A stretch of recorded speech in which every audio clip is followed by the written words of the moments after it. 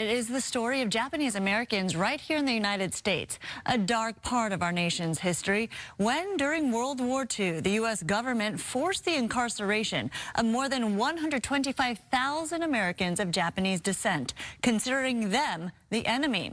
Despite losing everything, men and women came out of internment camps and joined the U.S. military to prove their allegiance. And as time goes on, the effort to hold on to these stories is becoming even more important. Not many of us left now, since we were all the youngest guys were now been 96 years old. And having lived almost 98 years, Ed Nakamura recalls what it was like during World War II. A Japanese American forced into an internment camp after the United States considered citizens of Japanese descent the enemy. We went through turmoil that the ordinary American did not. But despite the discrimination, at 18 years old, he signed up to fight for the U.S. military. When I think back to the evacuation, we were sent away, we were sent to camp, and then we were asked to join the Army. Yes, it's kind of galling for the U.S. government to ask all that. We wanted to show that we were loyal Americans, that we appreciate their life here in America better than any other parts of the world. And thousands of Japanese American men and women served the United States military just like Ed, many making up the country's most decorated unit, the 442 Regimental Combat Team, comprised almost entirely of Japanese American men.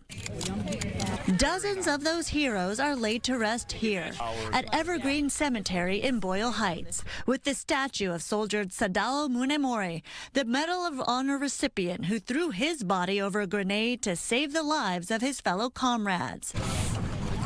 So much of what they did defined American rights in the United States, but it also is a story we have to keep telling because it doesn't mean it's not going to happen again. That's why Lindsay Sugimoto, whose late grandfather was part of the 442, makes sure to honor his legacy by cleaning up the headstones of these heroes. It's an effort led by the Go for Broke National Education Center, passing on the stories of the past to generations who have benefited. He had to do it for his family, he had to do it for the future generations, and he had to do it for America. Fighting to prove themselves, that has been such a big part of my own life story in a really different way. So many people who can identify with that story, and also in that fighting to prove who you are, where you belong, the question of who am I trying to prove that to? What the Japanese American soldiers did during World War II isn't a great Japanese American story, it's a great American story. It's the story of the sons of immigrants who protected and upheld America's promise. And that's the promise that in our nation, no one is to be judged by the color of their skin, the nation of their origin, or the faith that they choose to keep. Those values are as important today as they were in 1943. Values Ed Nakamura says was worth fighting for. I want to leave a legacy. I'm satisfied of what I did. Now, these values of inclusion and equality, that's what these war heroes say they want to pass on. The Go for Broke Foundation works to preserve and honor the history of these veterans, and volunteers do go year-round to make sure these headstones, like at Evergreen Cemetery, are cleaned so people can pay their respects, and they say it's the least they can do to honor their sacrifice.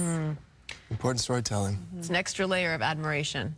And it's a story and part of history that rarely do kids get educated on in the school system. It's like a chapter, if that, or a paragraph in history books. So it's really something that so many people are trying to preserve and trying to keep that legacy and education alive. In order to keep the legacy alive, like what you're doing, Sandra, you got to tell the story.